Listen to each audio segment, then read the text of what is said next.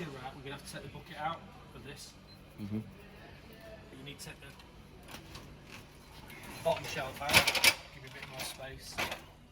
Exactly the same as the snacky. So you just reach in and unplug it from the side.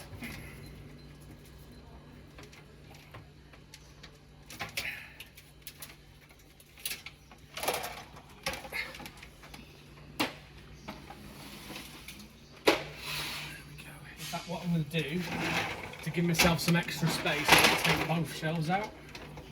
It'll be easier.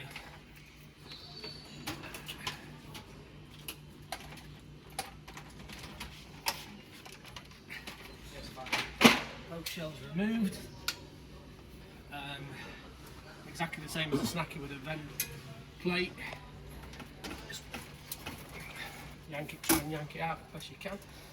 There you go. That's out. Right. The vent bucket. There's a little tiny screw in here with this wire on. You need to take that out so you can pull it out.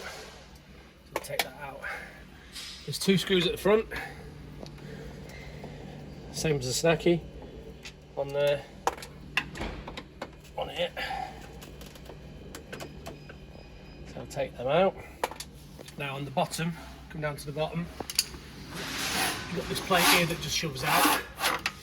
Put that to one side, and then you've got 1, 2, 3, 4, 5 screws out at the bottom. So you take all these out, and then you should be able to then just pull the bucket out. So once you've took the bottom screws out, there's just one more screw. Where you've took this one out from here, you also need to take this one out as well, because this whole wire comes out from the bucket. So we'll take that off, stick that in there, and then once you've gone to that, you should be able to just then pull the bucket forwards. It slides out like that.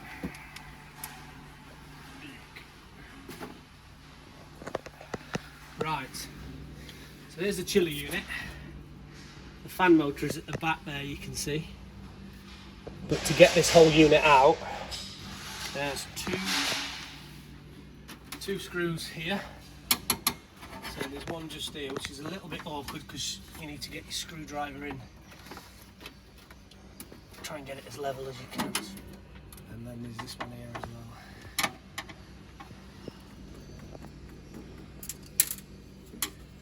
This one's still not out because it's this drip tray's in the way. You have to try and get it to the side if you can. Right, those 2 are out. So that will pull forward now. Yeah. So you've got, this is the condenser unit as well that needs to come out. Now this is clipped in, this whole tray is clipped in at both sides, so it's difficult to get that out because the screws to take this off are actually on the sides. But if you take these 2 off the top, so we'll unscrew that one and unscrew this one.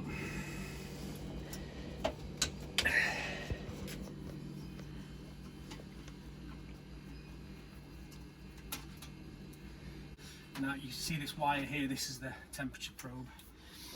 You need to just clip that off as well. So let's just get it from this side.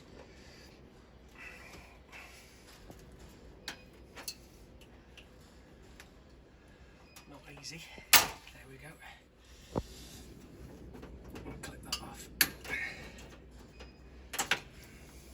Right. And then it's just like a snacky. So you've got this bung here, this like rubber bung thing. Just undo that slightly. The screw for that is massive. It'll take ages if you want to take it off completely, but just have to undo it. So it loosens it up a bit and you can make it go straight like that. To unclip the chiller, got these clips here. So just remove that one. These are all one size, so you're not going to get it wrong when you come to plug it back in. They've been clipped together as well, so I just need to undo that.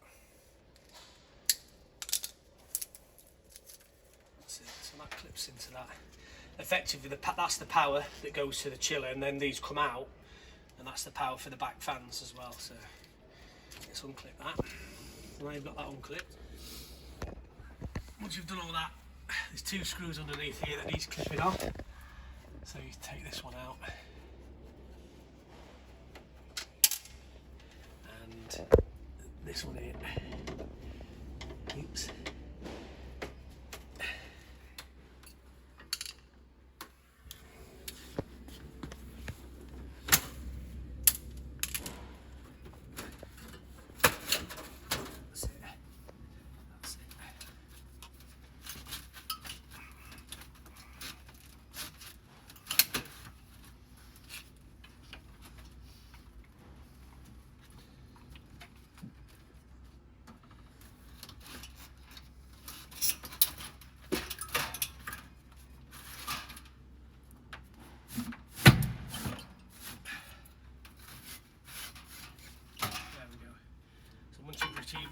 Took them 2 screws out, this bottom plate comes, it releases, and then you can slide it, just keep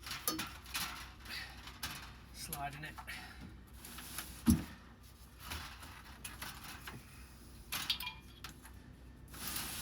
that's it, the chiller unit is out.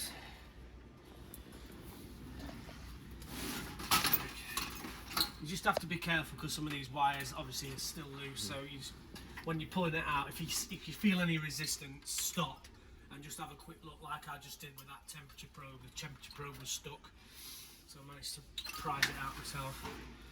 Okay, and there's the chiller unit completely removed. Right, so with this removed now, to access the fan motor sits within this plastic bracket that attaches to the chiller unit. So we need to unscrew this 4 screws there. There's one there, one there, one there, and then there's another one here. So you need a smaller handled screwdriver so you can get into this one to be able to unscrew. Yeah, if you've got a little ratchet spanner or something like that that's got a suitable attachment on it, because that's the only one that's really difficult to get at because of the compressor here. You can't get the one out there, so you need a suitable spanner. But remove the other 2, the other 4, and then this completely comes off if you remove all 4 of those screws. Done that, you take that off. Now you can see that the fan is connected with these little nuts and bolts, but before we can access them we need to take this off as well. So if you've got a suitable ratchet. 7. Yeah. So let's get that. Hold the blade, get your ratchet on there, and you can. Right, so you take the blade off. And now this is attached to this by these little bolts as well. So again, it's undo all these bolts. Okay, so now you've moved the bolts off, that just unclips from there. And then you can just remove that completely. That's to one side. So this fan motor, we know it's not working because you try and spin it and it just stops. So if it was okay, you'd spin it and you could feel it freely spinning. So we need to get rid of that. Like that. So what I'm going to do is, I'm just going to cut this off.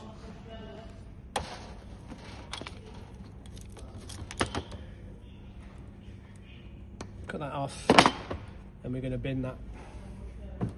We'll get a new fan motor. So this is the new motor. We're going to stick this back on. So again, locate it on there. Exactly what we did before. So put that back on, and then put your nuts on and bolt it all back together. Okay, so now we've put that bracket back on, so that's all nice and tight. What you need to do then is just take the screw out of the middle and remove that one. And then when you put your fan back on, so we'll take that for a second. The fan, when it goes back on, might be a little bit dirty, so you just give it a little bit of a clean and a wipe down just to get rid of some excess crap that's on there. once you put this back on, there's 4 locating holes there and 4 lugs there. So you just try and figure out where that is, slide that into position, and then once you held it, you can stick your screw back in, and then you tighten this up. But all the time you're trying to tighten up, just hold on to the fan, because if I'd let it go, it would start to spin round.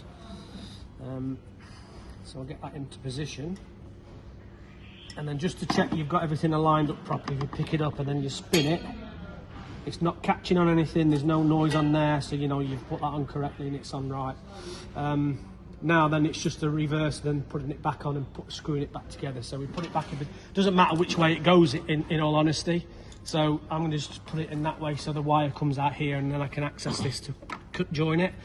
So you just get it back into position, get your screws into place, and then just screw it all back in so it's all nice and secure.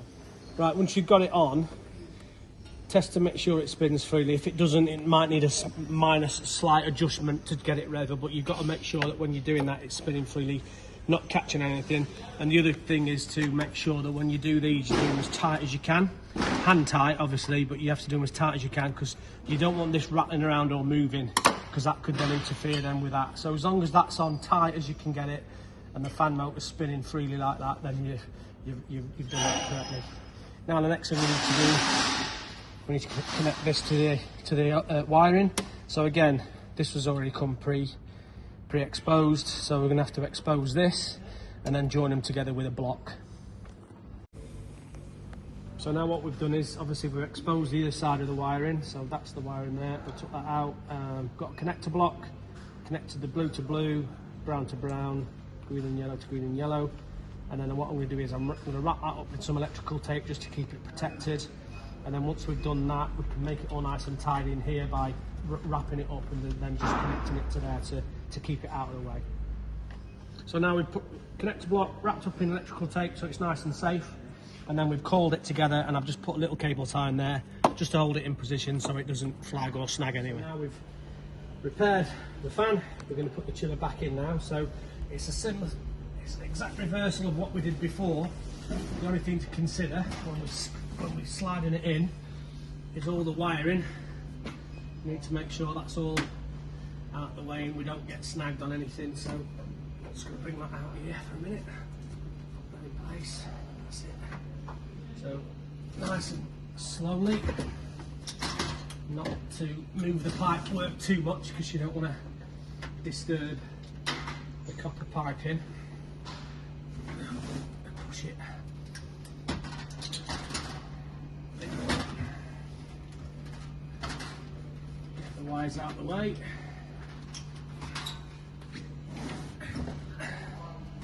Now this should sit nicely on top of this section here. There we go. Again, moving the wire out of the way. Push this back into place. Slowly and surely it'll go into the holes. That should go all the way back now. And you need to get it into a position where it lines up with the holes that we took the screws out from. Yeah, so when you're putting it back in, if you look on the right hand side, there's a little groove at the back where the chiller needs to slot into, otherwise it won't go in all the way. So this needs to be right over on the right hand side. Once it's there, you can push it back and it will go back into place of where you need it to be. And then you can find the holes. There we go. All the way in. And the holes are there now, we're there. And then we can just put this in position of where it needs to go. This copper pipe here needs to go into there as well, so when you're putting that in, make sure that goes in like that. There we go. This needs to come out and be wrapped round the pipe like that, and that wraps around there.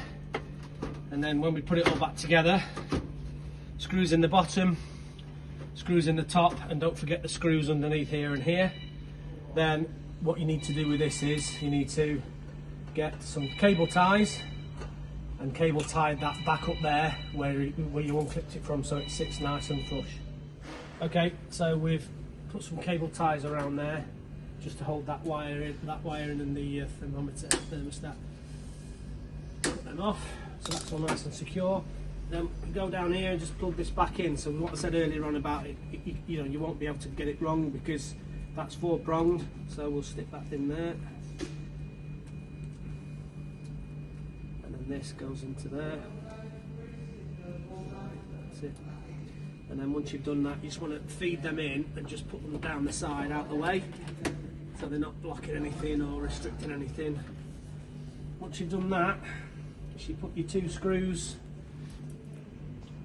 back into the base so it holds the base in, and then the job's done. So you put the bucket back in, put the shelves back in, and the job's a good one.